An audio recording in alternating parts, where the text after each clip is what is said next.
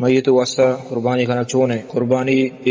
زندگی نہ حق اور زندگی نہ سرائیں. نبی صلی اللہ علیہ وسلم مخاطب کو تھا زندگی نہ فرمائیں تھے کہ ہر کس اللہ استطاعت گنجائش داتا خدا قربانی نہ کانگڑا میں آ عیدگاہ میت زندگی نہ واسطہ واجہ مخاطب کو تھا اور مردگان واسطہ واجہ نوشتہ کے یعنی حکم نہ داتا ترغیب نہ داتا کہ شما مردگان واسطہ قربانی ہم بکنے گو تو قربانی زندگان واسطہ ہیں کہ آوتی جند واسطہ کنن تھے. اور یہ عقیدہ دارا کہ مردگان واسطہ ہم قربانی ہستے قربانی نہیں سے حقیقت نہیں. باقی اسی کہ تو میت طرفا چ قربانی کھنے آئیے یک طریقہ ہمشیں کہ تو ہمیں قربانی کے فوتا کن گئے اور وتی کھانے واسطہ کن گئے تو وتی ہم میتا ہم دا ہور کنگوں کہ اللہ آئیے ہم اجر بدا یہ جائز ہے. نبی صلی اللہ علیہ وسلم وتی واسطہ ہم قربانی کو اور پدا تی چکانی لوگیان واسطہ اور ہم یکیں قربانیاں اور ہما کے وفات بتگا ہم وشتے کے ثواب رسا تو یہ صحیح ہے اور جائز ہے. اور دو میں سے کہ اگر میتا وصیت کو تھا کہ کما قربانی بکا اور وفات بتا تو آئیے وصیت یہ پورا کرنا واجب و ضروری ہے کہ آئی واسطہ قربانی بکا. صحیح ہمشہ کہ